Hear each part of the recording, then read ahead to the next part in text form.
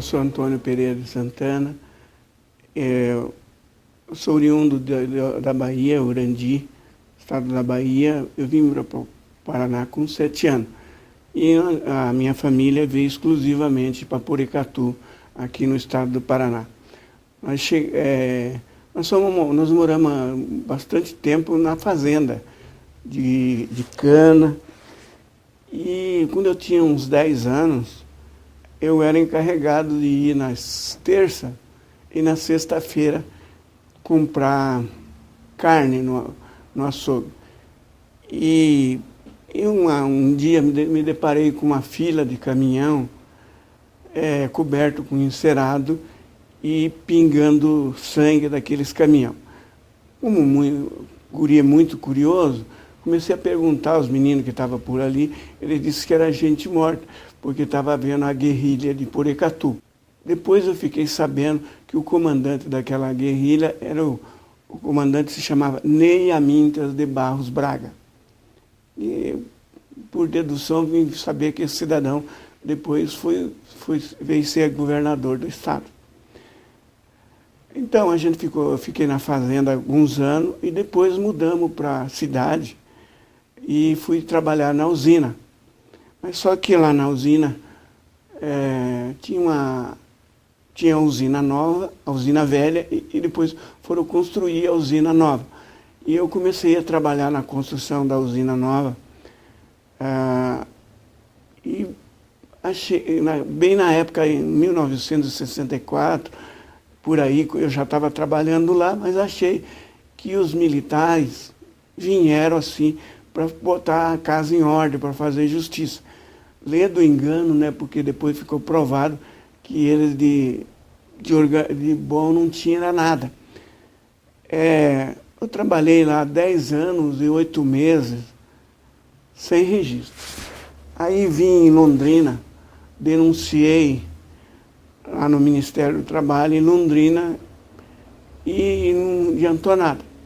Aí vim aqui em Curitiba, fui na Delegacia do Trabalho, fui na Secretaria do Trabalho, e naquele tempo tinha a Federação dos Trabalhadores na alimentação que abrangia a usina. Aí falei aqui em Curitiba com o presidente da federação, que era o Matias Alenor Martim.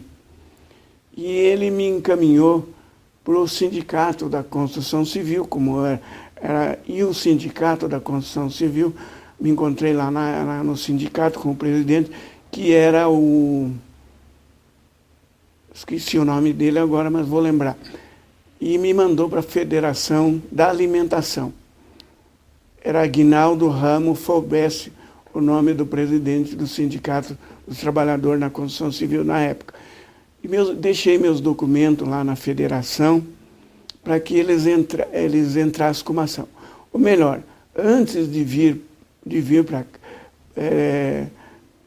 meus documentos sumiram da federação. Mas antes disso, eu vim aqui, vim em Londrina, denunciei, vim em Curitiba, denunciei, não adiantou. E aí eu resolvi a Brasília. E naquele tempo Brasília ainda estava muito em construção, cheio de madeira por todo lado. E saí de Porecatu na sexta-feira e cheguei em Brasília na segunda-feira de manhã. E perguntei só tinha uma a rodoviária, era embaixo do chão ainda, não tinha ainda a rodoviária que hoje tem. Aí perguntei para um cidadão lá onde que era o Ministério do Trabalho. Ele falou que eu tinha que subir e que era o 3º prédio da avenida. Aí eu fui lá até, estava fechado, mas eu esperei um pouco, quando foi umas 9 ou 10 horas, não me lembro o horário, abriu o prédio. Aí eu cheguei lá na recepção e falei que eu queria falar com o ministro do Trabalho. O ministro do Trabalho na época era o coronel Jarbas Passarim. Aí eles riram bastante e tal, mas falei, não, eu quero falar com o ministro. Aí eles mandaram eu ir, parece que no 9º andar. Aí eu fui no 9º andar. Aí eles disse que eu tinha que marcar a audiência. Falei, não, mas eu marco a audiência. Aí marcaram a audiência para sexta-feira, às 4 horas da tarde. E eu tinha levado dinheiro para comer aí um dia ou 2 dias no máximo. Falei, meu Deus, como é que eu vou fazer? Aí fui numa construção lá, contei a minha história para um camarada, ele disse, não, aqui só trabalha registrado. Falei, é isso que eu estou atrás, eu quero que sejam registrados minha carteira. Aí fui no outro lugar, um baiano lá, ele falou, ó, vou quebrar teu gás, você fica aqui, mas você não pode sair de dentro da obra, hein? Aí fiquei lá, e não tinha onde comer, mas os trabalhadores da obra faziam um rateio lá e eu comia até mais que eles. Aí vim embora de Brasília e saí também na sexta-feira, quase no mesmo horário, e cheguei em Porecatu na segunda-feira, de manhã, e fui trabalhar. Aí o meu chefe passou lá e falou, ganhou na esportiva, não sei o quê, foi premiado, não quer mais trabalhar, não apareceu uma semana.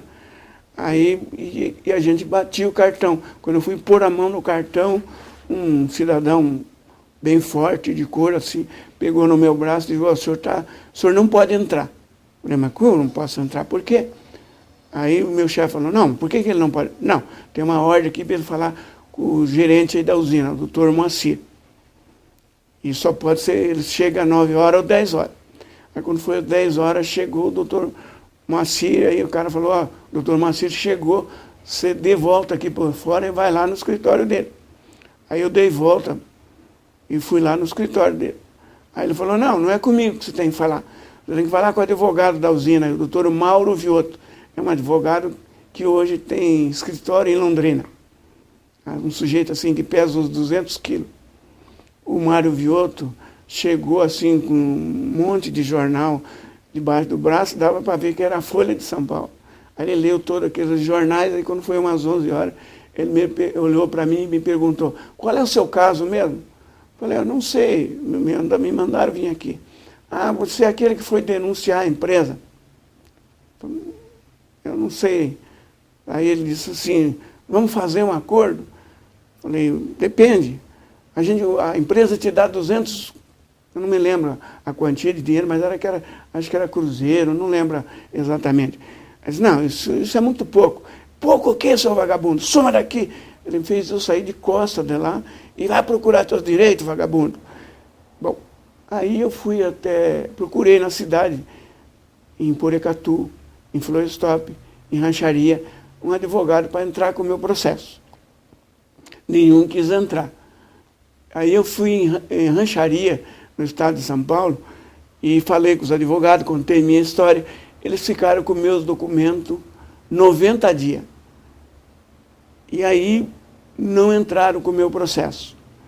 E isso era época de eleição lá em Porecatu, e aí o pessoal do MDB naquela época, me forçaram até eu ser candidato lá. E aí a gente tinha 8 candidatos do MDB a vereador, e tinha Arena 1 e Arena 2 e Arena 3. Cada um tinha 11 candidatos. Aí eu acabei me elegendo com 208 votos, o João do Bar com 203 e Ademar de Barros, que depois veio a ser prefeito lá, uns 20 anos depois, com 205. Esse pessoal lá de Rancharia não entraram com o meu processo, aí eu peguei os documentos e foi quando eu vim para Curitiba e deixei na Federação da Alimentação, e eles também não entraram com o meu processo e sumiram com meus documentos, porque houve uma intervenção na federação, e como era uma época de prender dirigente sindical por todo o estado, lá em Porecatu teve algumas cenas que merecem algum registro. Tinha um cidadão, um advogado de Londrina, chamado Manuel Silva, que ele queria fundar o Sindicato dos Trabalhadores na cana, na agricultura lá. E o Manuel Silva alugou uma casa na cidade, era uma casa de peroba, assim, e lá tinha todos os documentos das pessoas, as carteiras de trabalho. Aí um dia, um domingo de manhã, o Manuel Silva trabalhava nos fins de semana lá. E aí eles souberam que ele ia para lá, cercaram a casa, jogaram gasolina e botaram fogo naquela casa, e aí eles que iam matar o Manuel Silva. E aí o juízo da cidade se apressou e encontrou o Manuel Silva e falou, olha, o senhor tem que ir embora daqui e tal. Aí os caras vieram com uma caminhonete também, encontraram o Manuel Silva, e aí engatilharam as armas para atirar no Manuel Silva. Aí o juiz entrou na frente e disse, não, você tem que matar o juiz da cidade. Esse juiz é o doutor Altair da Costa e Souza.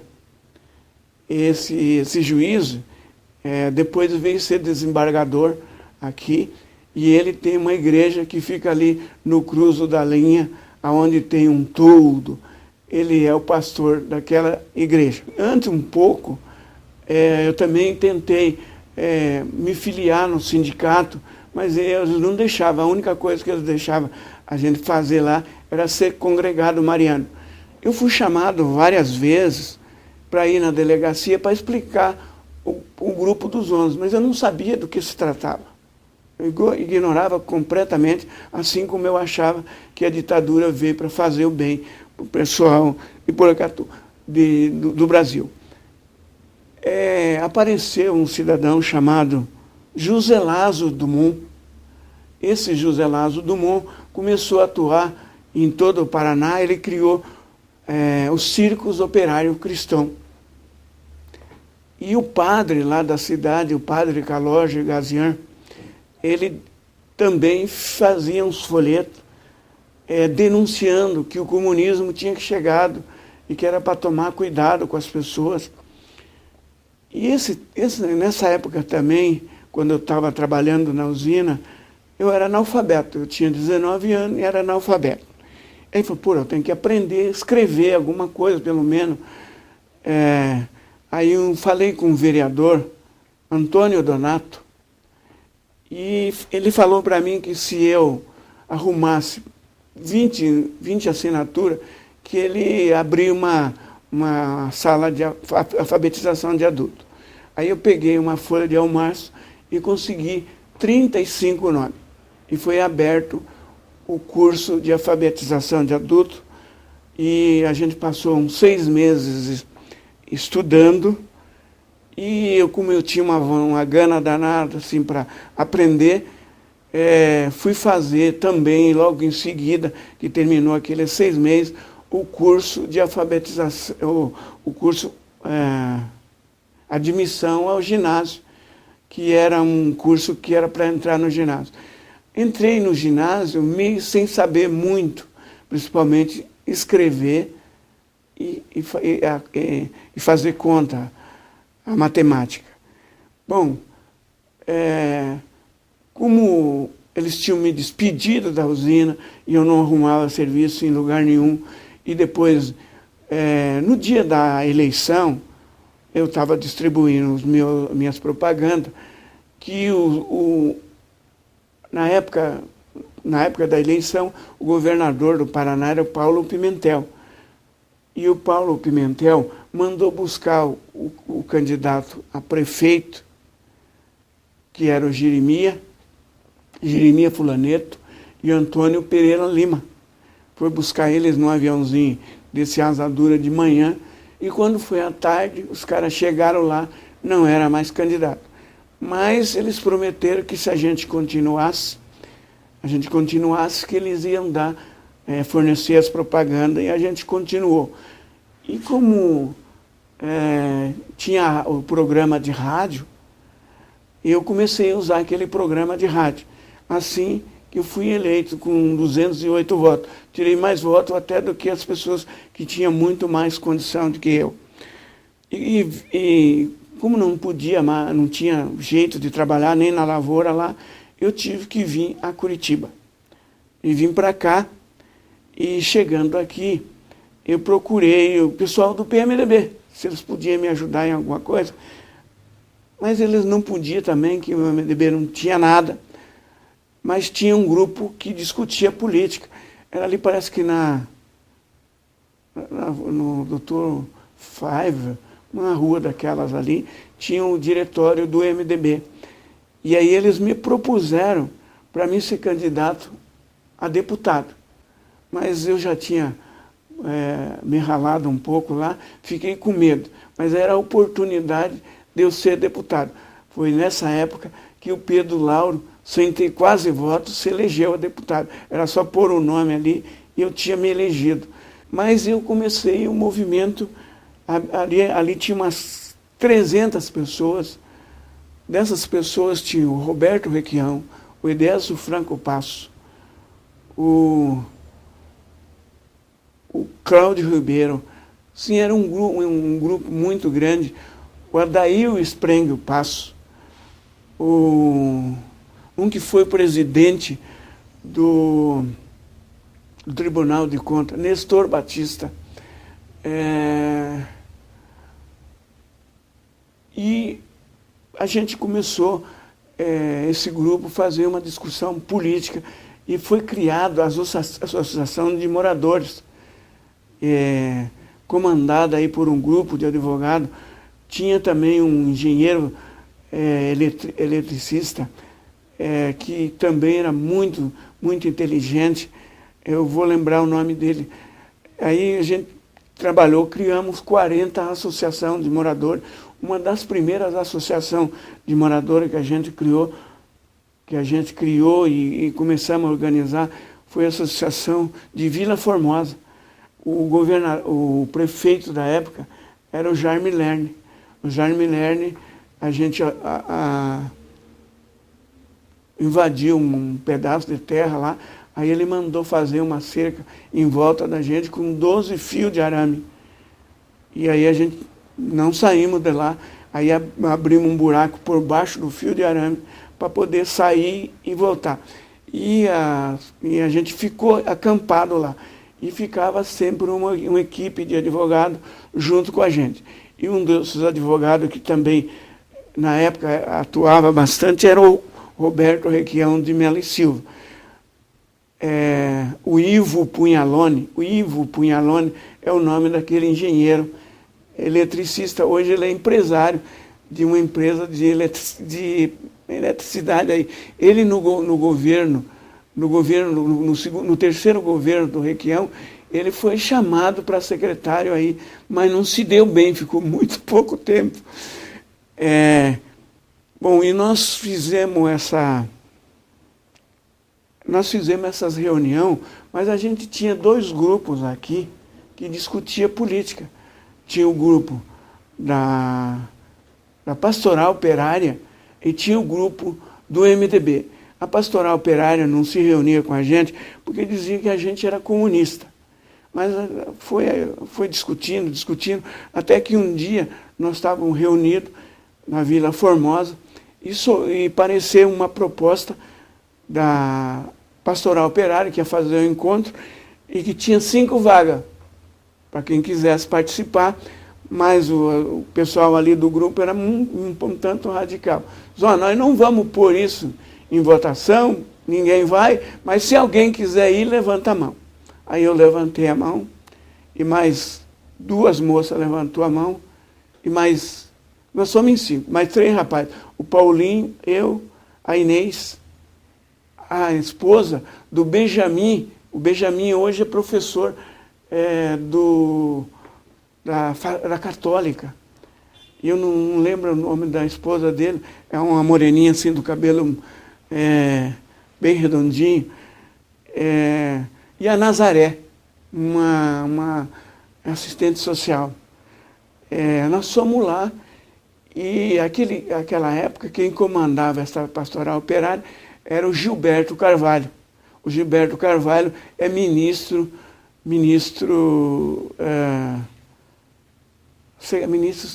da Secretaria da Presidência hoje, e que também foi do governo Lula. E eu conversei com o Gilberto Carvalho e expus para ele que eu não tinha nada de comunista, eu nem sabia o que era isso. E aí ele falou, nós vamos trabalhar junto. E aí nós abrimos um espaço que a gente não tinha, que era as igrejas, para a gente fazer reunião com os trabalhadores da construção civil, os trabalhadores marceneiros, os trabalhadores do comércio, os trabalhadores metalúrgicos, enfim, nós tínhamos um leque de umas 12 categorias que a gente se reunia. E a primeira negociação de salário que apareceu foi a dos metalúrgicos. E os metalúrgicos, comandado na época as lideranças mais importantes que apareceram, foi o Ivo Punhalone e o Gilberto Carvalho. Tinha outras, mas não me lembro. Depois eles fizeram 9 dias de greve e a greve deles foi julgada ilegal.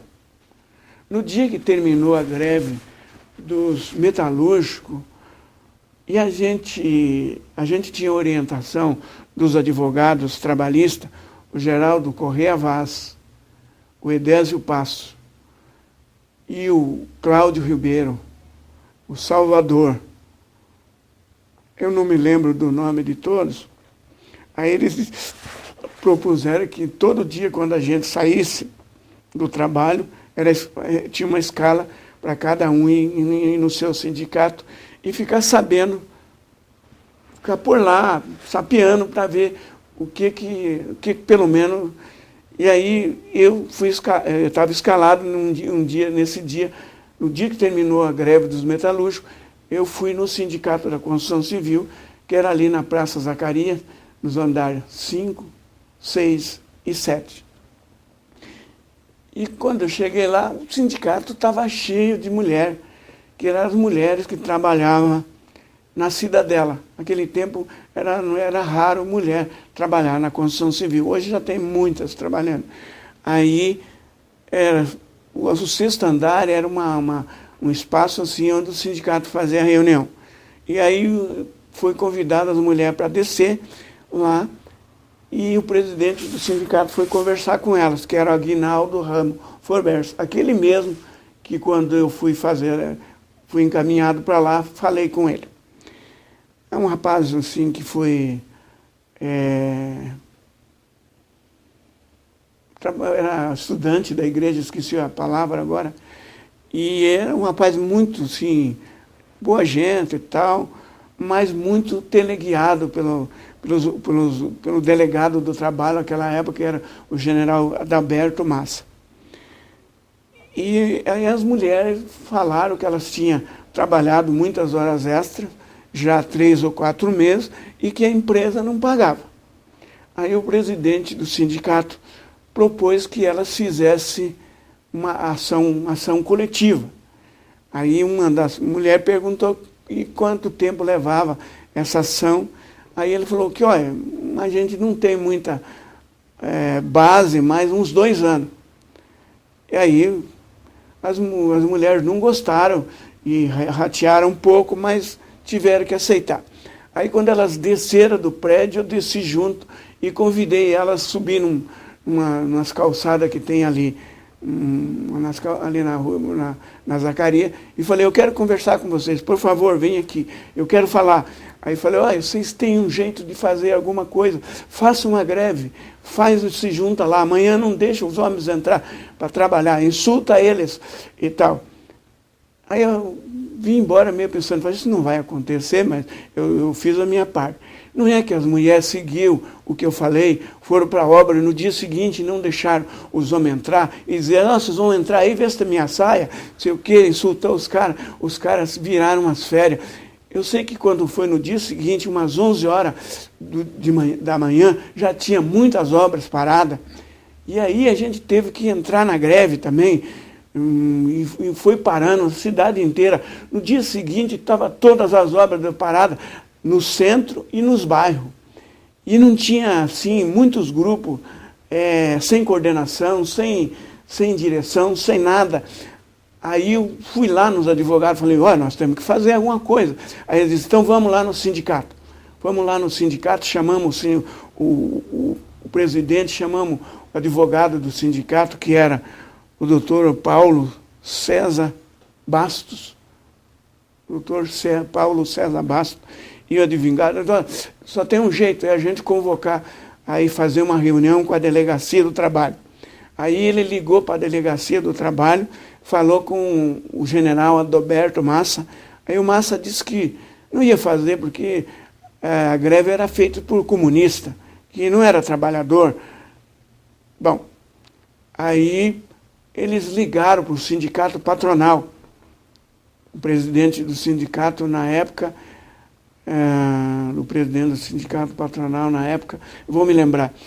Aí ligaram para eles, para o sindicato patronal, e dizem, nós já falamos com o delegado Massa, ele disse que não vai fazer reunião nenhuma, que não, esse pessoal aí é comunista, que não vai fazer reunião. Aí entrou a Comissão de Justiça e Paz, que tinha um advogado chamado, ela até tem um livro, escreveu um livro aí sobre isso, e aí nós fomos conduzidos pela Comissão de Justiça, pelo advogado da Comissão de Justiça e Paz, o presidente do sindicato, o doutor César Basto, e o Geraldo Correia Vaz, que era o advogado que nos orientava, os trabalhadores da construção civil. Fomos para a casa do bispo. O bispo, na época, era Dom Pedro Fidalto. Aí almoçamos na casa do bispo, e o bispo ligou para o general Massa e falou para ele que ele tinha que fazer uma reunião. Aí marcaram para as 2h. Aí 2h nós fomos para a delegacia do trabalho, que era ali na Vicente Machado. Não sei se ainda é. Aí fizemos, tinha uma enorme mesa, bem grandona assim, cabia umas 40 pessoas. Sei que nós enchemos aquela mesa, sentamos em volta lá. Aí o delegado do trabalho perguntou para a gente até que ano a gente tinha estudado. E eu falei que eu tinha estudado, que eu tinha feito o Mobral. Aí ele começou a falar, ele falou como era o comunismo na China, na União Soviética, em Cuba, na Albânia, mas aonde? Não sei, ele falou mais alguns lugares que eu não me lembro. Aí começou, depois de 1h de coisa, que ele lembrou que se tratava de um povo que estava ali para ver a greve. Aí ele começou a falar, eu interrompi, aí ele olhou feio para mim, olhou feio, falou, você não está me mentindo, né? Eu falei, não estou. Aí ele continuou, eu interrompi, ele falou, você é mentiroso. Eu falei, não estou entendendo por que o senhor me chama de mentiroso. Você falou para mim que fez o Mobral.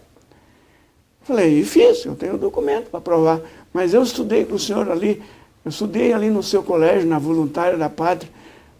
Vagabundo, você me enganou, você é mentiroso. Eu podia botar você daqui para fora. Falei, meu Deus, o que será que está acontecendo? Você estudou no meu colégio e ainda teve coragem de me mentir. Ele tinha um colégio ali na Voluntária da Pátria, onde hoje tem um posto. Ele e o coronel Sidney Lima Santos, que foi depois dono da faculdade de Tuiuti, Universidade de Tuiuti, não sei, nunca mais vi. E aí que ele foi tomar consciência da greve. Eu sei que saímos dali, não houve acordo, aí estava lá o procurador do trabalho, e o procurador do trabalho, como não houve acordo, ele saiu dali e protocolou um documento no Tribunal Regional do Trabalho para fazer o julgamento da greve. Foi criado uma comissão de arrecadação de alimento para o povo poder comer, e um dos coordenadores dessa comissão de alimentação, enfim, um grande trabalho, era coordenado por Antônio Narciso Pires. Ele que coordenou esse trabalho de alimentação, e nós conseguimos ali a igreja, aquela que fica ali na rodoviária velha, como é que é o nome? Guadalupe. E nós usamos aquela igreja ali como um centro de de arrecadação e de distribuição. E aí a gente distribuiu também nos bairros, nos terminais de ônibus. Aquele tempo os terminais de ônibus era pior do que hoje, que eram uns quioscos.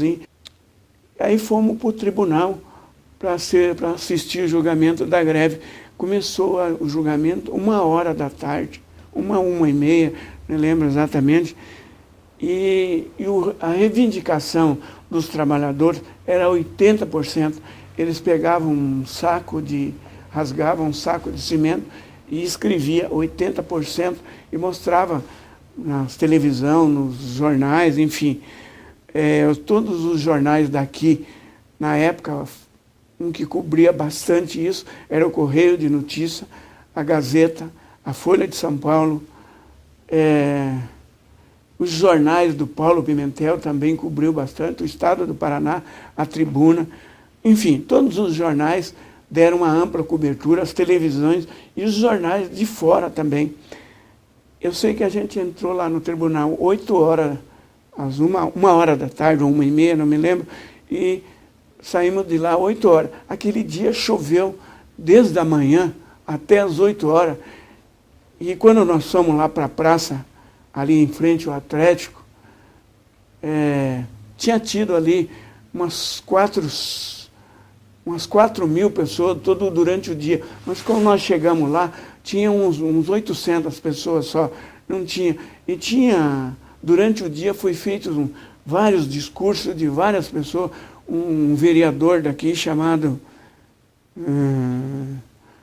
o que mais falava lá era o Otávio, o presidente dos trabalhadores aí no comércio que vende bugiganga aí na cidade. E um vereador também aí da cidade. E nós chegamos lá com a proposta de 60%. Veja que a gente pedia 80% e a gente conseguiu um acordo de 60%. Até então, no Brasil, ninguém tinha conseguido uma proposta assim e não conseguimos ser aprovado. Houve muita divergência, houve, assim, divergência entre tudo. A gente teve que ser protegido, que houve bastante agressividade e os advogados foram agredidos e foi uma confusão danada. Eu sei que não conseguimos o acordo. E a nossa greve foi julgada no dia seguinte ilegal. E aí a gente decidiu continuar na greve. Mas no dia seguinte, houve 9 dias de greve. E no dia seguinte, que a gente decidiu continuar, a praça foi cercada assim, homem a homem, um policial. Se vocês verem as fotografias, vocês vão ver que para ninguém entrar ali para fazer assembleia. Naquele dia chegava aqui em Curitiba o presidente da República, João Batista Figueiredo. 11h da manhã, o presidente chegava aqui. E para não haver, a gente tinha que parar com a greve, porque o presidente não podia assistir à greve. Aí a polícia baixou o cacete e acabou com a greve violentamente na porrada. Só escapou quem fugiu. Até então eu estava numa empresa de um japonês chamado Norimasa. É um engenheiro que faz desenho, um japonesinho. Aí cheguei lá na empresa dele, ele falou: "Ih, garantido, o senhor estava em greve, né? Garantido, o senhor passa escritório, viu? Muito obrigado, viu? Passa escritório." Passei lá, estava o meu cheque pronto e só deram baixa na minha carteira e pagaram tudo certinho. Mas eu fiquei desempregado. Falei: caramba, e agora? Aí eu comecei nas firmas assim, os caras olhavam e falavam: "Mas você não era um que estava na greve?" "Não." Aí falei: caramba, eu fui lá, a Mendes de Junho estava chegando aqui para fazer os viadutos.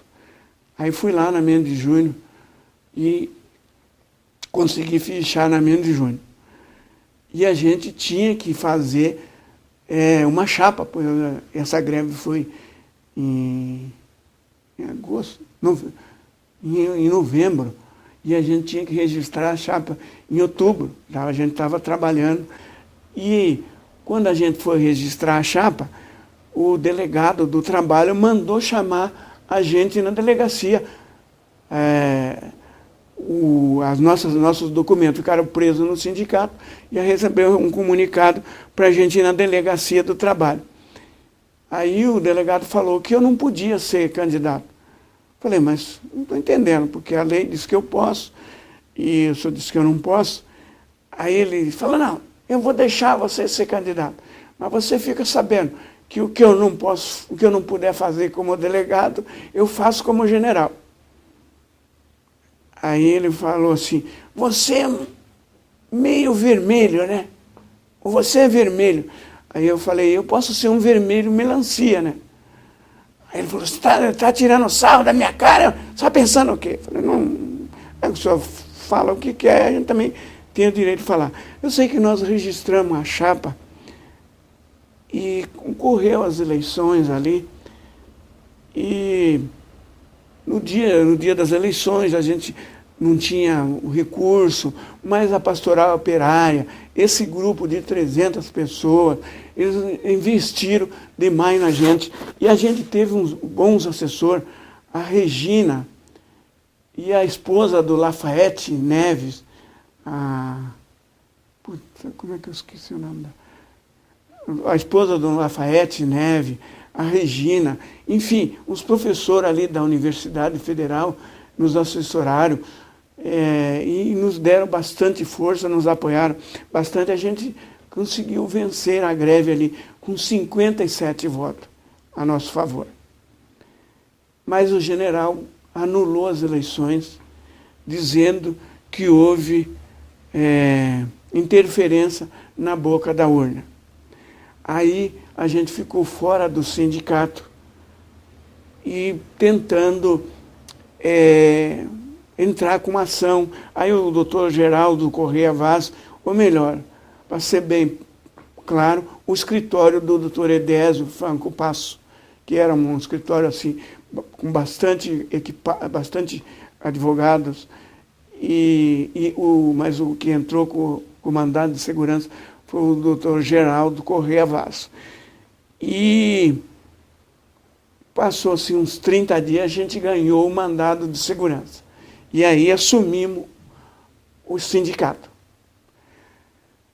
Bem, aí a gente chegamos no sindicato, fomos ver, o sindicato tinha, na época, 6 dentistas, 8 médicos, era um verdadeiro hospital. E o que o sindicato, a arrecadação do sindicato devia, naquela época, 3.800, e a gente fez as contas, isso mais ou menos seria assim, umas despesas da arrecadação do sindicato de 1 ano e meio, mais ou menos. E a gente tinha que tocar o sindicato, tinha que fazer, movimentar o sindicato, e já logo veio a negociação coletiva de trabalho, e a gente tinha prometido luta, e nós tivemos que fazer uma greve no meio disso tudo, e fizemos uma greve, e a gente conseguiu até alguns resultados, porque também foi julgado no tribunal, e a gente conseguiu, na época, o melhor salário na negociação no tribunal, até mesmo além do sindicato de São Bernardo do Campo, que tinha conseguido um percentual bom, porque tinha feito uma pressão enorme, tinha várias lutas. Eu sei que logo em seguida o tempo passou-se muito rápido e a gente investindo no sindicato, fazendo uns folhetos. A gente tem os boletins, depois eu vou trazer umas cópias dos boletins. Como é que a gente fazia? Era bem simples. Nesse tempo a gente contratou uma ex-freira, Inês, uma moça, ela era tudo. Ela era motorista do sindicato, ela era desenhista, ela era escrivã, ela era tudo, fazia de tudo a moça. Era assim, um achado que a gente teve. E também contava com a ajuda aí dos colaboradores, principalmente da Regina e da Eliane, a esposa do Lafayette Neves. E do enfim, vários deles. Sei que logo chegou novas eleições e nós tivemos que concorrer. E aquela chapa que tinha perdido as eleições foi os nossos adversários. E aí ele sabia mais ou menos como funcionava o sindicato. E aí a gente também tinha uma proposta, como o sindicato era num prédio e as pessoas tinham dificuldade de... Às 6h30, 7 horas, fechava o prédio, não podia funcionar à noite. Aí a gente escreveu naquele boletim de que a gente ia fazer uma luta para pôr o sindicato no chão. Fazer uma sede no chão, no piso. Aí eles tiravam a sala que a gente ia botar o sindicato no chão. Já tinha posto o sindicato no chão. Eu sei que a gente concorreu às eleições, ganhamos de novo as eleições, mas o Massa anulou. Anulou a eleição de novo. E a gente, dessa vez, concorremos, entramos com mandado de segurança, mas levou muito mais tempo. Levou 90 dias para ocorrer. Aí o presidente, o Massa nomeou uma junta interventora e botou no sindicato. Aí todos os funcionários que nós tínhamos contratado e que estavam trabalhando com a gente, eles despediram, mandaram embora e pagaram os direitos deles e colocaram tudo funcionário deles. Aí quando nós ganhamos, depois de 90 dias, chegamos lá no sindicato, estava uma verdadeira batalha, porque a gente mandava fazer alguma coisa e os funcionários não faziam. Só ficou um funcionário que ele tinha 30 anos no sindicato, ele era mais antigo do que a diretoria do sindicato. Era Arnaldo o nome dele. E ele era assim, um olheiro do delegado do trabalho dentro do sindicato. Aí, como a gente assumiu, eu falei com a diretoria, nós temos que nos livrar desse camarada. Nós não podemos manter ele aqui, porque... Aí fizemos as contas lá de quanto que dava o tempo dele, ele tinha um enorme tempo de serviço, e aí era uma grana violenta. Mas disse, não, nós vamos bancar essa. Aí chamei ele e disse, o senhor, a partir de hoje, o senhor está despedido. Vocês estão malucos? Eu sou que faço tudo aqui. Falei, não, estamos agradecendo. O senhor faz tudo, pode ir embora. O senhor passa ali, vamos lá na delegacia, fazer o acerto, o advogado vai lá, pagar o senhor vai embora. O presidente que tinha sido da junta interventora botou a sobrinha dele no sindicato. E essa moça, quando a gente assumiu, ela não estava aí, ela tinha ido para Florianópolis, mas só estava o registro dela. Aí quando ela voltou de Florianópolis, ela apareceu lá no sindicato e disse, eu vim trabalhar e estou grávida. Falei, mas como? Não, estou grávida, vocês não podem me despedir. Falei, mas nós não contratamos você. Não, está aqui o atestado de gravidez e tal. Falei, a senhora vai ser despedida assim mesmo. Aí ela procurou, na época, o doutor João Regis Teixeira. Foi aí que começou a bronca comigo. Que ele fez o artigo dizendo que, onde se viu, né? Aqueles de esquerda que defendia o direito dos trabalhadores despedir uma grávida e tal. E, muito bem. Ela foi despedida tal, e a gente não readmitiu. E por isso foi a época em que ele fez vários artigos. E nós tocamos essa luta. Quando chegou aí no período aí, a gente se envolveu em um monte de lutas aqui. A gente criou, eu fui eleito fiz parte da primeira comissão Procute, que foi realizada o encontro em São Bernardo do Campo, da primeira comissão nacional aqui do Paraná. Os representantes era eu, Antônio Pereira de Santana, e o Agostinho Bunkowski, vice-presidente da Federação dos Trabalhadores na Agricultura. E a gente participou também, demos um apoio pelo menos o nosso sindicato ali, já na época a gente tinha algum dinheiro, tinha uma estrutura, a gente deu apoio também bastante presos políticos, do Chile, da Argentina,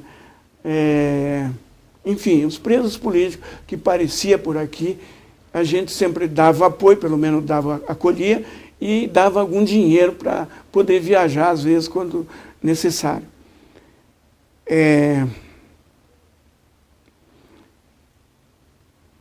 Nesse período, eu recebi um convite para viajar, para ir no Chile, porque a gente ia fazer uma manifestação no Chile. E vários ônibus viajaram para ir para o Chile, e a gente foi aqui por Uruguai. Ficamos 2 dias no Uruguai, 3 dias na Argentina, em Montevidéu. Montevidéu não, Buenos Aires. E depois fomos a Mendonça e fomos para o Chile. E nós entramos na aduana do Chile pela rodovia. Aí eles recolheram os nossos documentos e disseram: vocês estão presos. Aí nós ficamos presos na aduana do Chile e não podia nem entrar no Chile, a gente estava preso no Chile, e também não podia voltar, mesmo que eles deixassem, porque não tinha documento.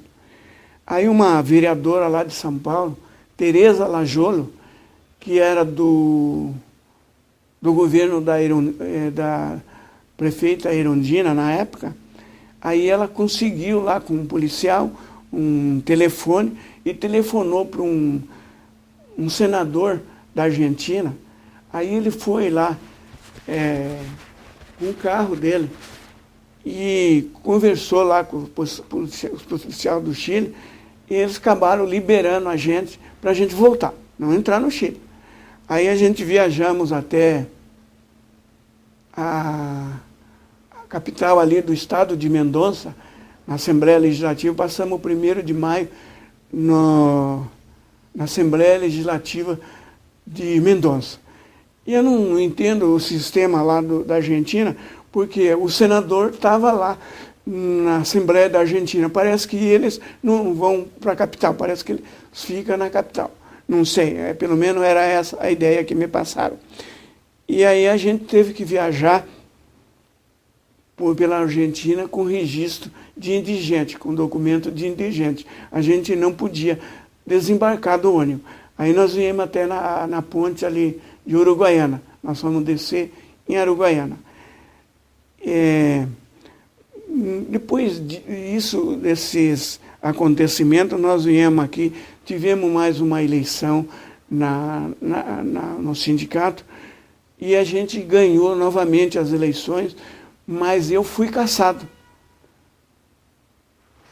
Nessa época já tinha trocado o delegado do trabalho, era o João Conceição e Silva, era já não me lembro se era do MDB ou do PMDB, não me lembro exatamente. E o João Conceição e Silva me cassou, eu e mais 2 ou 3, e dessa vez não logrei ganhar o mandato de segurança. Mas havia na Federação dos Trabalhadores na Construção Civil um cidadão chamado Aparecido de Souza. E aí a gente tinha, na época, 16 sindicatos. E um grupo de oposição contou lá e dava 7 sindicatos de oposição. E se eles me conseguissem que eu votasse na eleição, pelo menos a gente empatava. E tal não ocorreu que eu, depois de muita resistência, discutir com a Pastoral Operária, com o grupo aí que apoiava a gente, com todo mundo, e com a própria diretoria, e os caras todo dia estavam ali no sindicato pressionando para a gente entrar na chapa da federação e tal. Aí aceitamos entrar na chapa da federação. Aí teve a eleição empatou 8-8. Aí daí 15 dias tinha o desempate da eleição. E o sindicato dos marceneiros era ali no João Alfredo, de frente, o prédio do nosso sindicato, que era no edifício Santa Maria. Aí diz, olha, você é o único cara que pode desempatar essa eleição. Eu falei, como? O cara é teu amigo, é teu vizinho ali, você conversa com ele. Imagina se o cara vou vencer o cara na conversa. Não, você tem que desempatar. Falei, só se eu der um tiro no cara, daí eu vou preso, empata de novo. Não, você conversa com o cara. Aí, falei, que hora que eu vou conversar com o cara? Disse, não, vai na casa dele. Nós te leva lá na casa dele. É sábado a eleição, sexta-feira à noite você vai na casa dele. Aí, sexta-feira, 6 horas da tarde, o cara morava em Sombrais. Eu fui lá na casa do cara, bati na porta e saiu a esposa. Seu fulano já chegou? Não, não chegou. Mas chega daqui a pouco. Quem que é? Não, eu queria falar com ele e tal. Aí quando foi às 6h30, ele chegou. Chegou, me recebeu e tal, a gente ficou conversando até 11h30 da noite. E ele prometeu que ia votar. Aí no dia seguinte foi para o sindicato, eu adquiri uma caneta preta e pus aqui no bolso, cheguei lá, tirei a caneta azul do bolso dele e pus a preta. Falou, tem que fazer o X com essa caneta aí pra gente. Aí quando contou os votos, deu 7-9 e tinha o X com a tinta preta lá na caneta. Aí a gente venceu as eleições, só que na federação, eu fiquei 6 meses lá, e aí eles me expulsaram da federação. Aí a gente entrou com uma ação, a Deso Passo entrou com uma ação, e daí 6 meses depois eu fui reintegrado. Mas foi um desastre também na minha vida, que eu perdi um pouco como fazer isso e tal. Aí, no retorno para o sindicato, aí voltei para a federação, mas eles arrumaram um jeito de me ferrar. Não me pagava o salário. Aí fiquei 1 ano e meio sem receber salário, mas não saí da federação. Fiquei lá. Aí, quando terminou o meu mandato, foi feita uma nova chapa. Eu não participei. Eu participei, mas a gente perdeu as eleições, porque era o nosso grupo contra o grupo deles. E aí eles estavam articulados, já tinha feito a divisão.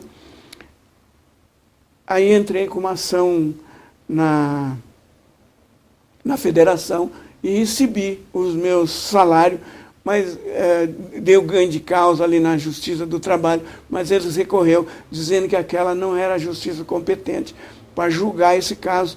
Aí foi para a Justiça Comum, a Justiça Civil. A gente acabou ganhando as eleições, mas um tempo enorme, assim, depois de muito tempo, mais uns 4 ou 5 anos que tinha terminado o meu mandato, foi que eu recebi. Voltei para o sindicato, teve eleição, eu ganhei as eleições, fui eleito novamente presidente do sindicato lá, depois de retorno, mas havia muita interferência, muita coisa assim, eu era assim querendo fazer de certo, pelo menos achava que estava fazendo certo, mas quando eu retornei, eu já era a laranja podre no saco. E o pessoal tinha assim uma ideia de criar chácara, de fazer colônia de férias, que seguia a cartilha dos sindicatos que tem por aí hoje, que tem colônia de férias, mas não tem nenhuma luta. E assim que terminou aí mais ou menos minha militância no sindicato, quando eu saí do sindicato. Que eu fiquei no sindicato, contando aí o tempo que eu estava na federação, que também era do sindicato, de 80 a 92. Bom, no dia da eleição, eu fui preso. Fui preso porque estava entregando o cartaz. E como eu era um sujeito desconhecido, eu era meio analfabeto, meio novo, assim, aí os policiais me prenderam, me levaram na presença do juiz. Esses cartazes aí que você está entregando, de quem é? Ele disse, é meu. São meus. Você é candidato? Sou. Aí o juiz olhou numa lista lá, como é seu nome? Aí eu falei, Antônio Pereira de Santana. Falei, o rapaz é candidato, tem que deixar ele fazer o trabalho dele. Pode voltar lá onde você estava. Aí eu voltei. Aí foi eleito o João do Bar, que era um sujeito que tinha um bar lá e tinha uma boa condição financeira, e o Ademar Barros, que era um cidadão, um rapaz que tinha um sítio lá bem educado, formado, pelo menos tinha feito contabilidade lá na cidade, e eu. O João do Bar teve 203 votos, o Ademar de Barros teve 205 e eu fui eleito com 208. E eles não deixaram tomar posse, apesar dos meios de comunicação, a rádio, anunciar os eleitos, eles não deixaram tomar posse. Eles quem? Evidentemente o grupo lá da cidade e o juiz eleitoral. Quando eu vim para Curitiba, que eu participei daquele grupo do MDB, eu contei essa história e o Nestor Batista fez uma pesquisa no Tribunal Eleitoral e disse que eu constava pelo menos lá como suplente e que tinha um outro candidato chamado Antônio e que eles colocaram no meu nome, no meu lugar. E eu fiquei como suplente. Essa é a história. Olha, em princípio, com toda a propaganda, a máquina propagandista da Revolução, eu achei que os militares vinham para pôr ordem no Brasil. Minha inocência, sabe? Na verdade, eu era um camarada inocente. Mas como o andar da carruagem, e eu comecei a observar que eles não tinham nada de proposta para fazer isso, inclusive prendendo gente que era do lado dos trabalhadores. E esse cidadão chamado José Lázaro Dumont, que apareceu lá em Porecatu, que comandava os círculos operários cristãos, foi um verdadeiro dedo duro de sindicalistas rurais. Quando o cara estava trabalhando lá no sindicato dele, a polícia vinha e prendia, e o José Lázaro Dumont estava por trás disso, depois assumindo a Federação dos Trabalhadores na Agricultura e depois sendo deputado federal em 2 legislaturas. Lá em Porecatu, eu fui chamado para falar sobre o grupo dos 11, mas eu não sabia do que se tratava. O que eu fiz lá em Porecatu não consta nada, mas depois que eu pus o pé aqui em Curitiba, eu até achava que não tinha nada contra mim. Que eles, um peão aí, um Zé Mané, como é que eles iam? Aí os caras falaram, você vai lá no museu. Não é no museu, é no arquivo público, que deve ter alguma coisa sua lá. Os caras devem ter procurado com você. Será? Acho que não tem nada, não. Aí eu fui lá, dei minha identidade, falei para a moça lá. Aí a moça começou a trazer pasta. Aí eu falei, acho que você está enganada, isso não tem nada a ver comigo. Todas as pastas aí tem alguma coisa sua. Aí eu fui tirando, mas olha, rapaz, deu assim umas 200 páginas. Tudo, coisa que eu não lembrava. Aí o outro falou, é melhor, olha, isso aí tem aí, é melhor você ir na BIM. Aí eu fui na BIM. Na BIM tem uma certidão, eu tenho a certidão de todos os passos meu em Curitiba. Todas as atividades, os movimentos que eu assumi, as atitudes que eu tomei, aonde eu assumi cargo, aonde eu empenhei na CUT, no PT. Eu esqueci de falar uma parte do PT, que quando nós fomos convidados e entrosamos com a pastoral operária, eu e o Gilberto Carvalho, nós fomos encarregados de fazer esse meio de campo aí para que o grupo do MDB e o grupo da pastoral operária se entendessem e a gente começasse a trabalhar junto, pois era uma luta de todos. Então, tem tudo lá nessa certidão. Todos os meus passos tem lá. E aí, estava em discussão em São Paulo a criação do PT. Mas a gente aqui não tinha as informações. Aí o pessoal lá de São Bernardo do Campo mandou para cá o presidente do Sindicato dos do coro, Paulo Skromovsky. O Paulo Skromovsky era um cidadão que escrevia um jornal. Como é que era o nome daquele jornal? Um jornalzinho desses alternativo que circulava lá em São Paulo. Aí o Paulo Skromovsky, como era o nome daquele jornal? Ele... Hã? Não. Aí ele veio para cá, ele veio num sábado. Era um feriado aqui no sábado, choveu o dia inteiro.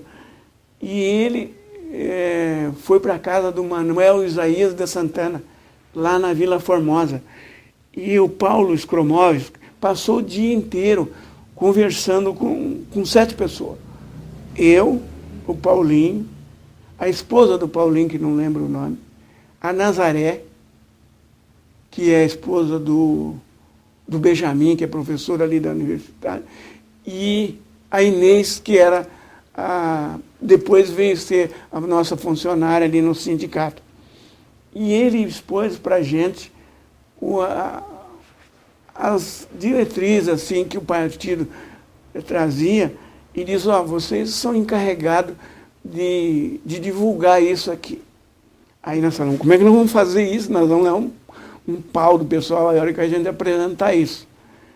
Aí a gente tinha uma assembleia lá na Vila Formosa, de todas as associações de moradores, e foi arrumar um caminhão para servir de palanque. E aí nós falamos, você que fala melhor, você que tem melhor conhecimento, a Inês, você vai lá e fala do partido. Então foi a primeira pessoa a falar no PT, no Paraná, foi a Inês. Era uma ex-freira. Foi ela que falou a primeira vez do partido em cima de um caminhão lá na Vila Formosa. Alguns entenderam, alguns não entenderam. Aí os advogados ali que tinham mais contato com São Bernardo do Campo e com o pessoal do partido em São Paulo, aí eles fizeram um seminário no seminário ali que fica ali perto daquele viaduto que cruza a BR ali onde tem um mercado grande agora, ali perto do campo da universidade ali, como é que é o nome daquele lugar ali? Aí fizeram um seminário, sábado e domingo lá, houve muita divergência, houve um desentendimento, o grupo meio que rachou e tal, mas alguns assumiram o Partido dos Trabalhadores. Foi assim que deu andamento do Partido dos Trabalhadores. Eu me lembro que daí não tinha candidato e a gente tinha que arrumar candidato. O primeiro candidato a governador pelo PT aqui no Paraná foi Edésio Franco Passo. E o Isaías Manuel de Santana, não é meu parente, viu? É Santana, mas não é meu parente. Isaías Manuel de Santana foi candidato a senador. E teve os outros candidatos aí que não me lembro. Não sei se esclareci a sua pergunta. O senhor chegou a se filiar ao PT? Ah, sim, sem dúvida. Sim. Eu fui... O senhor é afiliado ao MDB e depois foi para o PMDB ou não? Não, eu não sei como é que eu fiz. Eu sei que eu era petista. Dali para frente eu passei a ser petista. E a primeira viagem... 79? 79? Não lembro. A eleição para governador depois de 80. 82. Então, a primeira viagem do governador foi a Porecatu. Nós fomos a Porecatu. E lá nós fomos recebidos por umas 80 pessoas. E o Edésio falou lá da candidatura dele. Nós viajamos daqui, a gente não tinha dinheiro para comer, nós levamos um marmitex e num lugar ali chamado Ventania, por ali. Nós paramos num lugar lá e comemos um marmitex e chegamos a Porecatu. Essa foi assim, era a luta que a gente travou aí. Você continua afiliado ao PT hoje? Continuo, mas tremendamente discordando. Não sei se eu posso falar isso. Mas se você quando teve eleição ano passado, por exemplo? Não, eu faço parte. Eu faço parte da Zonal de Santa Felicidade. E até teve uma vez, estava trocando o presidente lá, e aí os caras assim, nós vamos fazer hoje à noite a eleição do presidente aqui da Zonal, e apareceu um camarada lá e me apresentaram o camarada. Pelo jeito você não gostou do presidente. Eu falei, não tem nada ruim que não possa piorar. Hoje eu vejo o PT do seguinte prisma. Por exemplo, eu votei para Dilma e tenho votado para os candidatos do PT. Mas quando o quilo de feijão custando R$11 e a presidente disse que está tudo bem, não dá para concordar. Aí ela disse que o país está indo bem. Com 39 ministério, não está bem. Gastando o que tem e o que não tem em estado de futebol e os postos de saúde e as pessoas morrendo na fila, não está bem. Aí, aí a gente vê o presidente do Supremo Tribunal Federal, Sua Excelência Joaquim Barbosa, dizer que os tribunais os 4 tribunais que foi criado, foi só rasteiramente, que custa 8 bilhões para funcionar os tribunais. Aí vem a associação dos juízes e diz que os tribunais, cada tribunal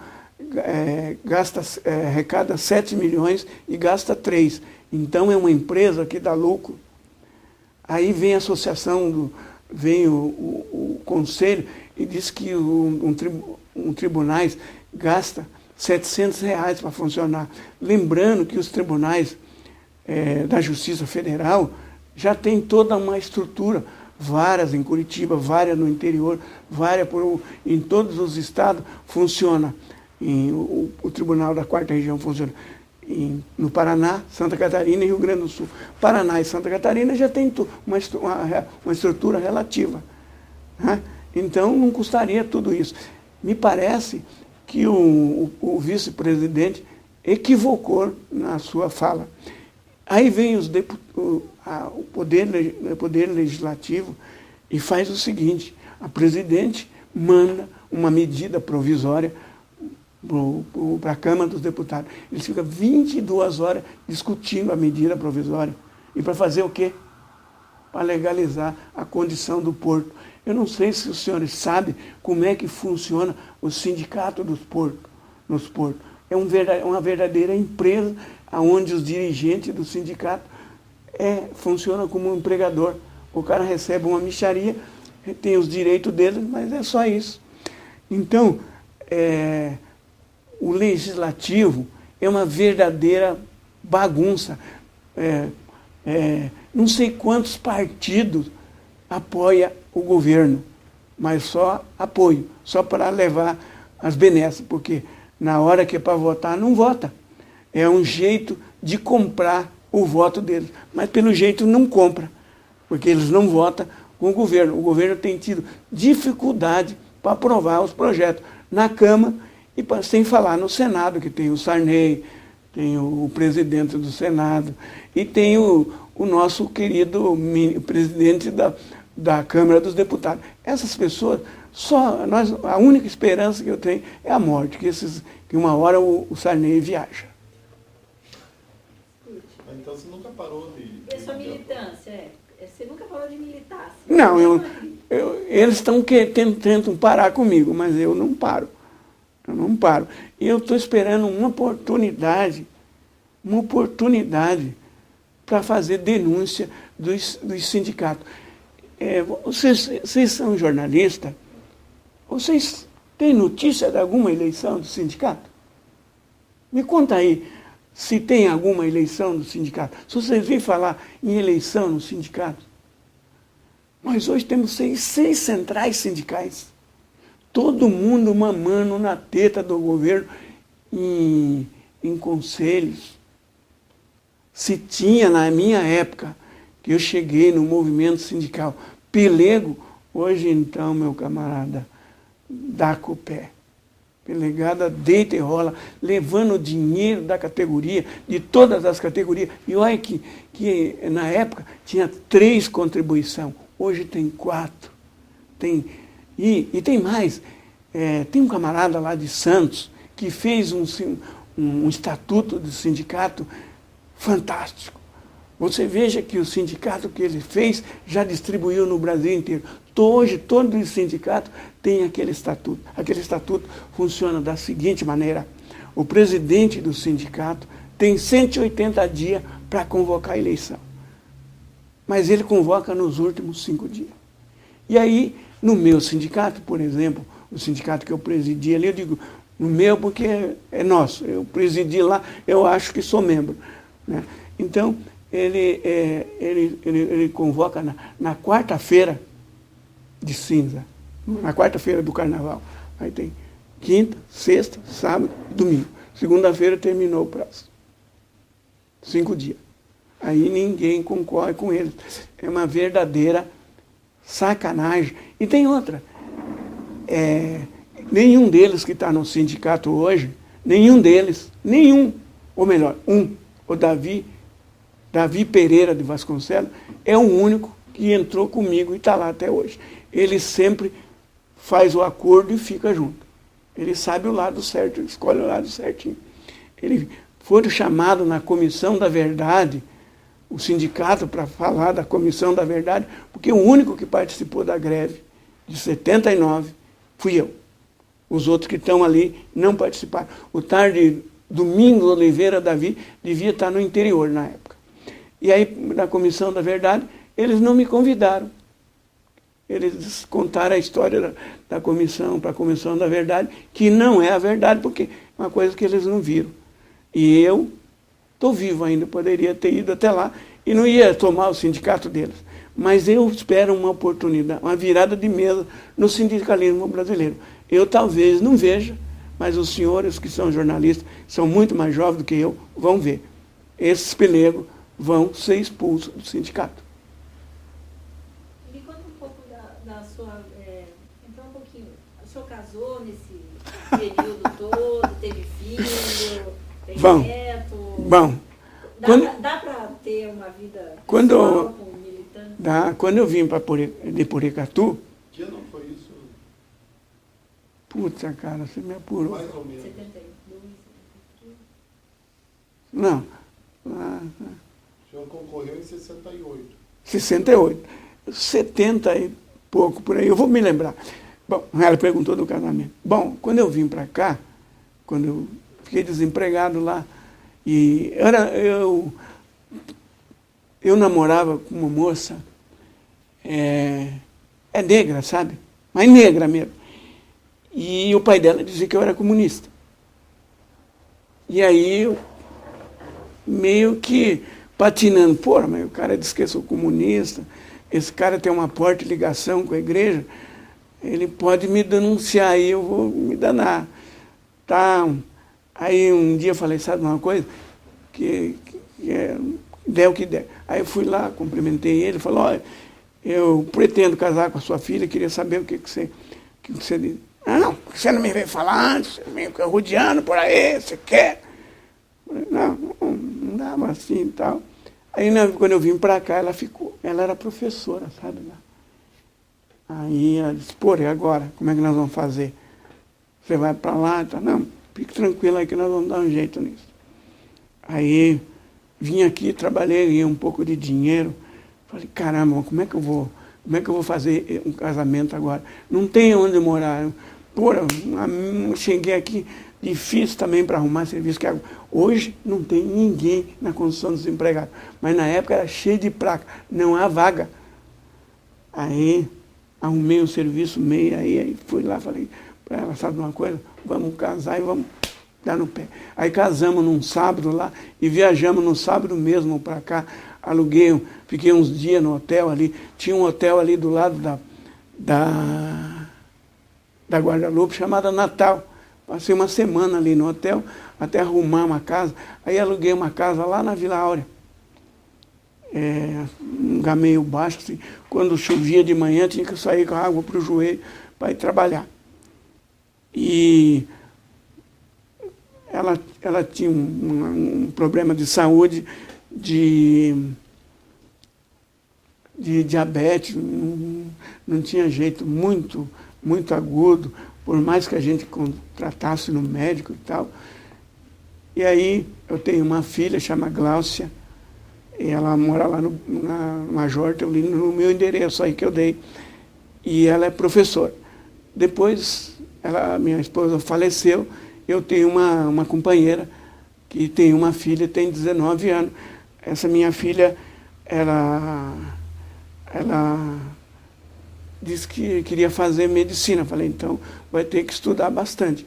Aí ela fez 18 anos, dia 1º de março, e dia 3 de março ela entrou na Universidade Federal do Paraná. Está fazendo o curso lá. Não está muito fácil, porque ela está reclamando muito, porque estuda o dia inteiro. Ela pensou que ia ter meio-dia de folga, mas não tem folga nenhuma. E está batalhando lá. Essa é mais ou menos a minha história aí, Eu nem entendi direito só, Antônio. A história é que você vai para Brasília, falar com o ministro. Ah, isso. Quando Olha para essa câmera. tinha, lá na usina, tinha uns 400 trabalhadores sem registro, Na usina de cana em Porecatu. em Porecatu. Em 68, 60... Não. Pouco antes. Antes de eu concorrer. Antes. Quando eu concorri às eleições, já estava desempregado. Já tinha sido mandado embora da usina e já tinha... Então, eu dizia, eu vou dar um jeito nisso. O espírito de achar que é possível, que as autoridades funcionavam. Aí, eu vou denunciar. Vim em Londrina, denunciei lá na delegacia, uma subdelegacia que tinha lá, não resolveu nada. Falei, eu vou em Curitiba. Vim aqui em Curitiba, procurei a Secretaria do Trabalho, a Delegacia do Trabalho, e falei com o presidente da Federação dos Trabalhadores na Alimentação, que era o que participa, que era da categoria da usina, Matias Alenor Martins. O Matias Alenor Martins era o presidente da Federação dos Trabalhadores na Alimentação. Bom, antes deles me mandarem embora lá, eu vinha em Londrina, aqui em Curitiba, e fui em Brasília tentar falar com o ministro, fazer a denúncia. Até que saí numa sexta-feira de Porecatu e cheguei em Brasília na segunda-feira. Fiquei na obra durante a semana, porque a audiência foi marcada para sexta-feira às 4 horas da tarde. Como eu tive que ficar lá, e o ministro não me recebeu. Quem me recebeu foi um assessor, quando eu joguei todos os meus papéis que eu tinha lá, e ficou lá os papéis que eu tinha, os envelopes de pagamento, e ele disse que ia resolver o meu problema. E resolveu. Só quando eu voltei para trás, nunca mais entrei para dentro da usina. Entendeu agora? Entendi. Então é isso. Bom, para fechar, então, uma mensagem final e um balanço geral dessa sua caminhada aí. Bom, Olhando sempre para eu poderia ter feito mais, mas muito mais. Não sei se estaria vivo, mas eu poderia ter feito muito mais se eu soubesse, se eu tivesse algum conhecimento.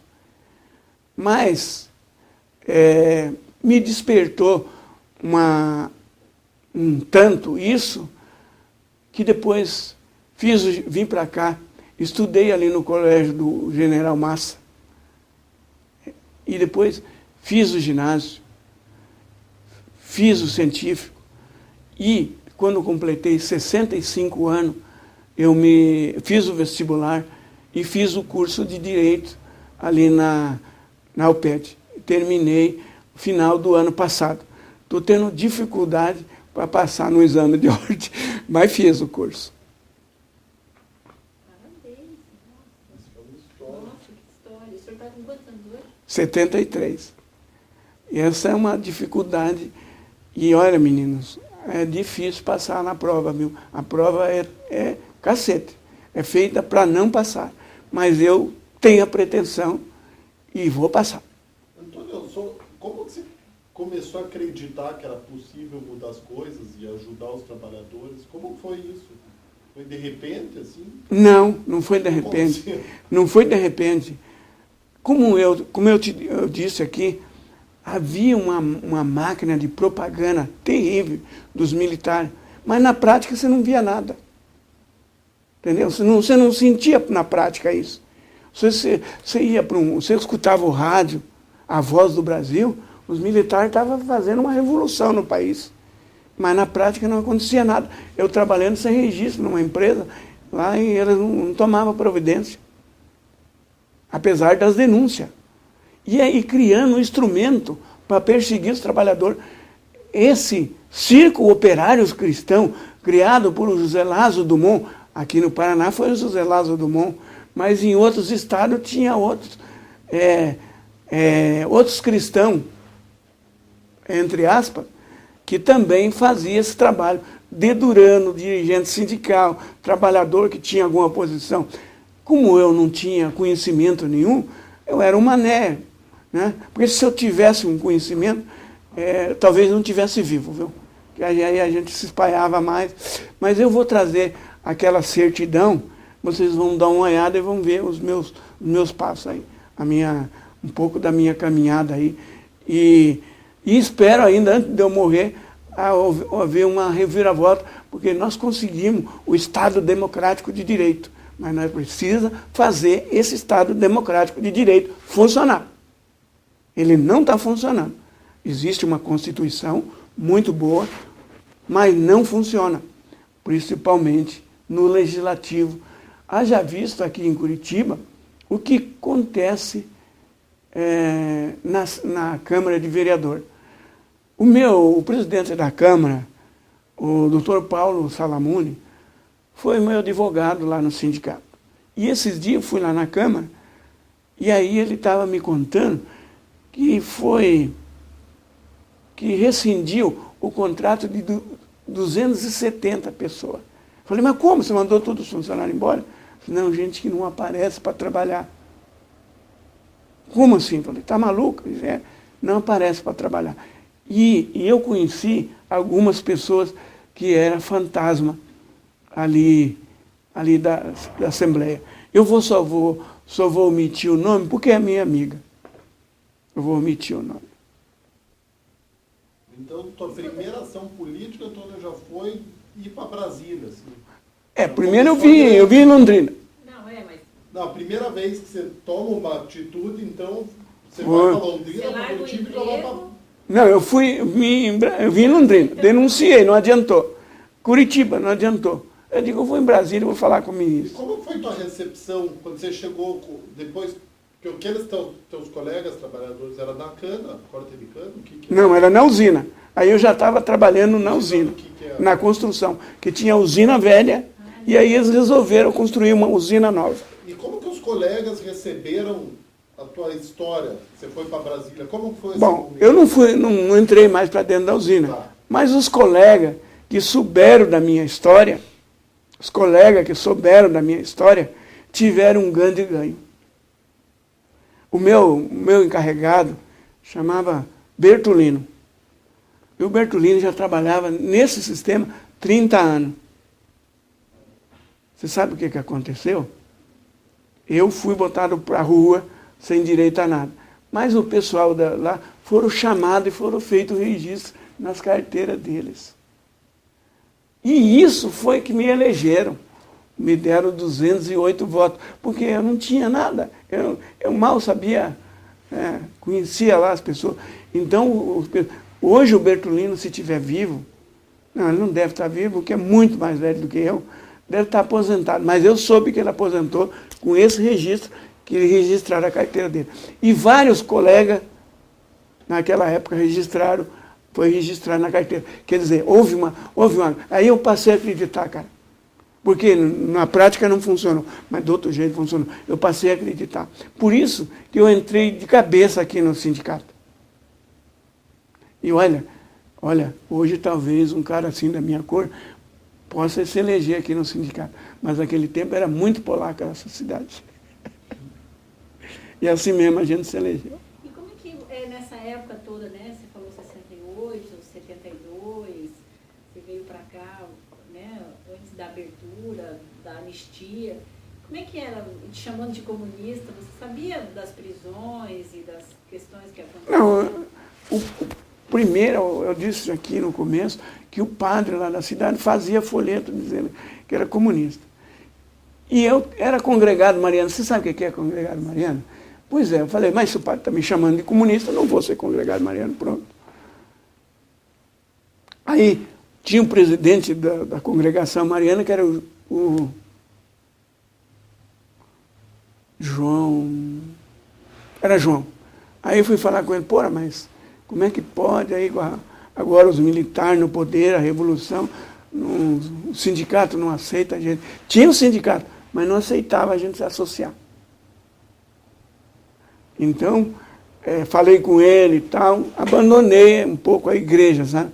E foi aí que eu falei, ó, deve ter alguma coisa errada nisso, porque se os militares veio consertar, a primeira coisa que a igreja tinha que fazer era receber a gente e registrar, fazer coisa. Agora o padre fica fazendo folheto contra, dizendo que existe comunista, que é para tomar cuidado com o comunismo, para a família tomar cuidado com o comunismo. Esses fatos foi que me atentou para a gente começar a ver de outro jeito, sabe? E eu também, eu fiz o ginásio lá em Porecatu, também. Nessa época eu estava na usina, quando eu fiz aquele preparatório da admissão ao ginásio, eu entrei no ginásio.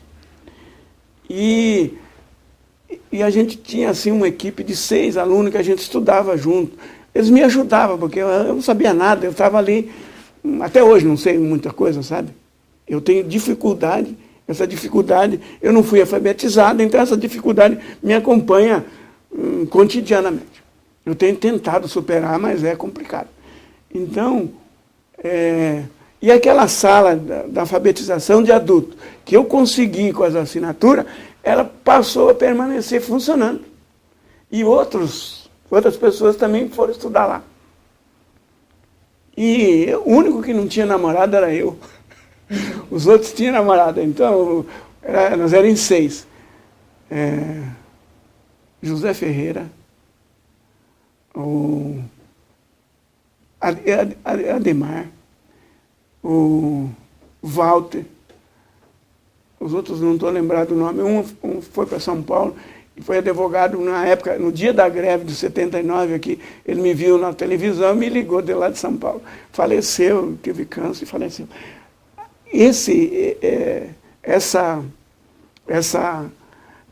Só o único que não tinha namorada era eu. Então os 5 foram para o cinema com a namorada. Que o cinema na sexta-feira, lá naquele dia, era mais barato. Os caras aproveitavam para levar a namorada. E tinha um seriado e tal. O único que não foi.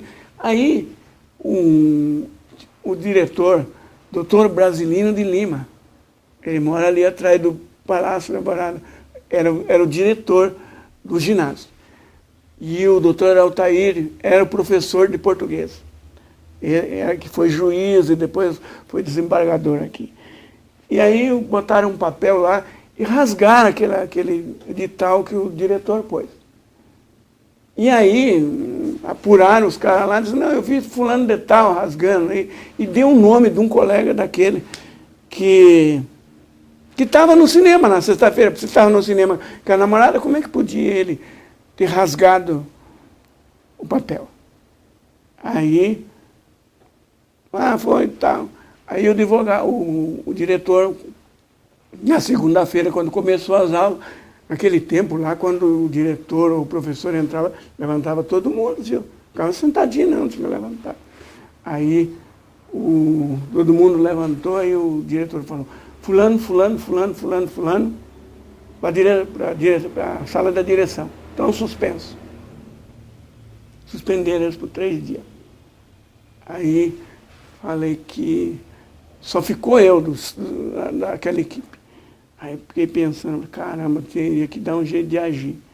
Aí no intervalo, falei, pessoal, ninguém vai sair no intervalo, eu preciso conversar com vocês. É o seguinte, os caras aconteceu assim. A hora que o professor entrar aqui para dar aula, nós vamos sair todo mundo. não vamos assistir às aulas. Ah, você sabe que o colégio passou 15 dias em greve?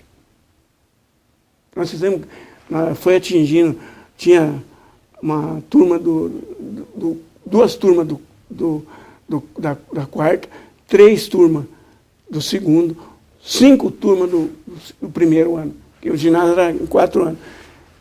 Parou o colégio, deu 15 dias de greve.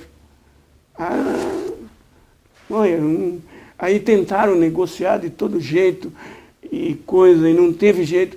Aí um professor de matemática chamado Edomar,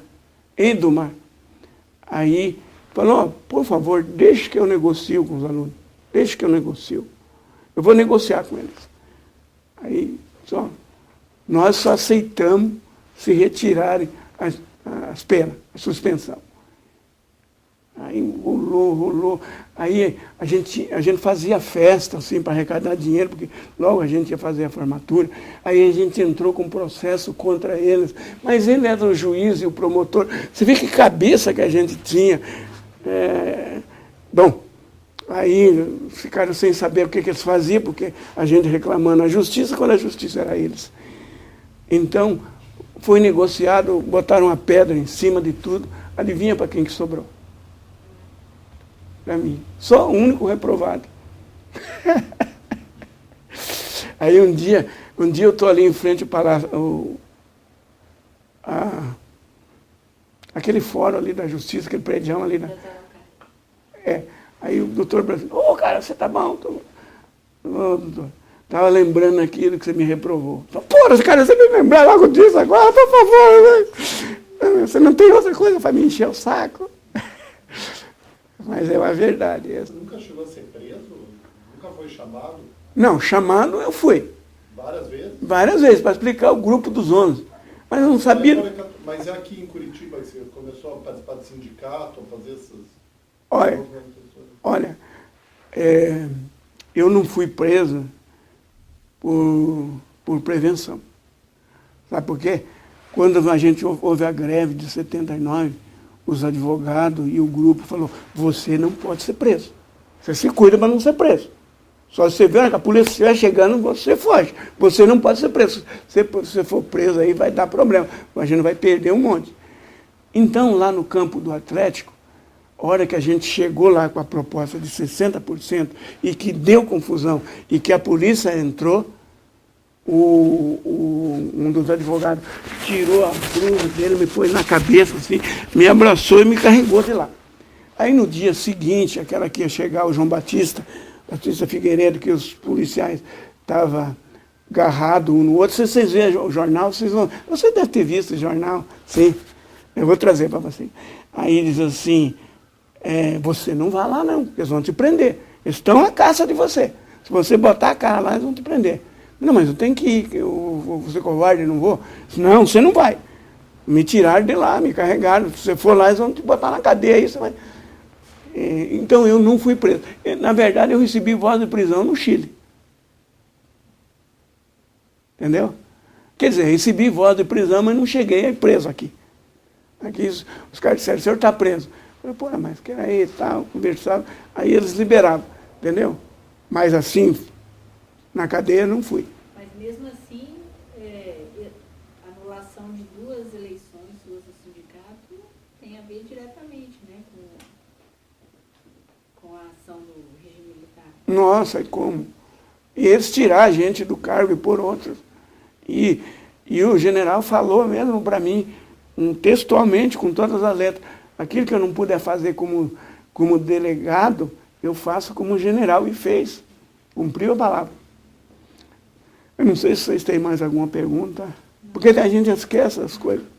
Você tem mais algum outro evento? Tirando o fato, eu fiquei encucada aqui com o senhor falando que na época, né, do golpe, o regime militar, para a revolução, que eles iam mudar o mundo, e que a propaganda era uma beleza, depois o senhor estava falando da Dilma, e eu fiquei preocupada. Por quê? O senhor não vê uma semelhança nessa coisa da propaganda, do aparelhamento da máquina, da corrupção?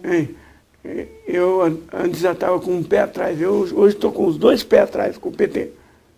Não com o PT, porque os milhões de filiados que tem no PT não concordam com isso que está aí.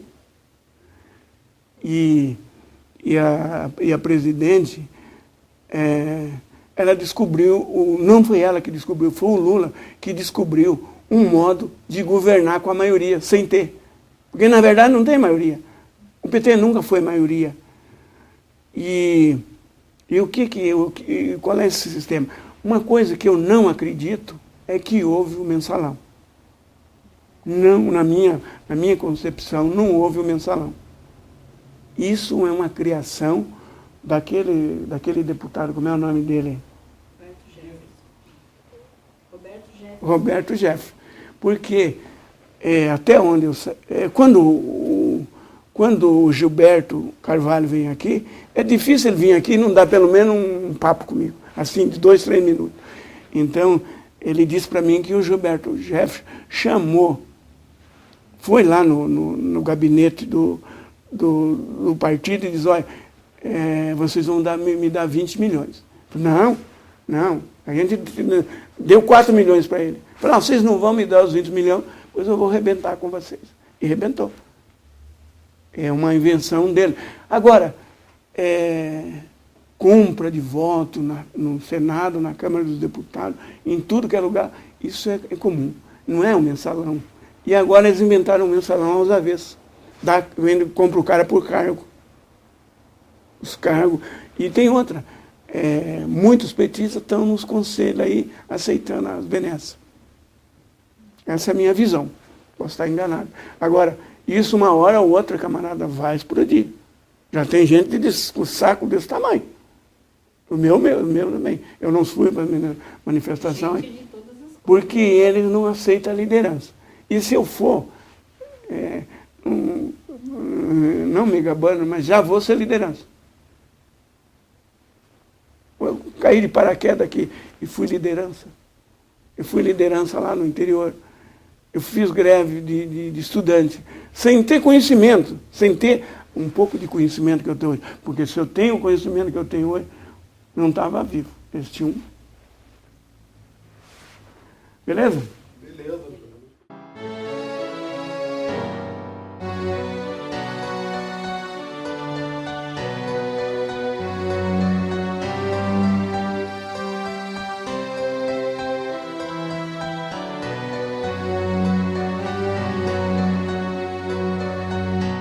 Ouça bem esta canção, ela fala pra você. Ela fala de um tempo que ninguém pode esquecer, de um tempo em que alguns homens impuseram a tirania, muitos outros responderam com a sua rebeldia. Os tiranos implantaram longa noite de terror, tentaram calar a todos, provocando muita dor. Censuraram a cultura e toda a cidadania, calaram toda a voz, promovendo a vilania.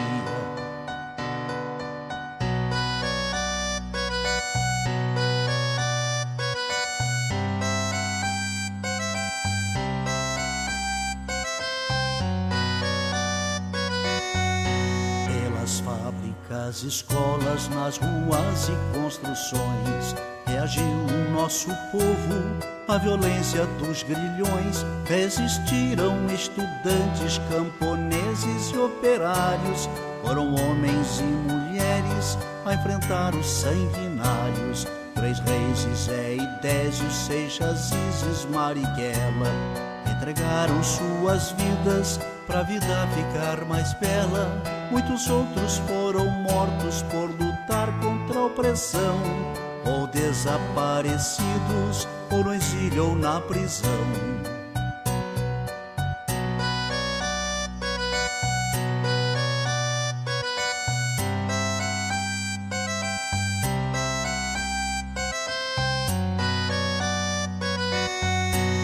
Com a luta desses homens derrotou-se o opressor. Muito sangue derramado, muita lágrima e suor. Quem tem medo de retorno, não se sinta equivocado. O terror que foi um dia poderá voltar dobrado. A mesma vigilância de quem ama a liberdade poderá impedir que volte o império da maldade.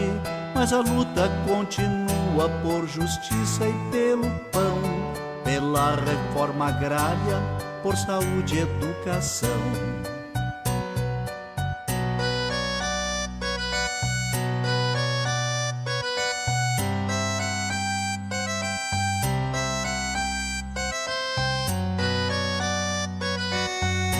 A miséria ainda se espalha, a violência é assassina, juventude sem futuro, a história nos ensina. Só unido nosso povo vencerá a exclusão.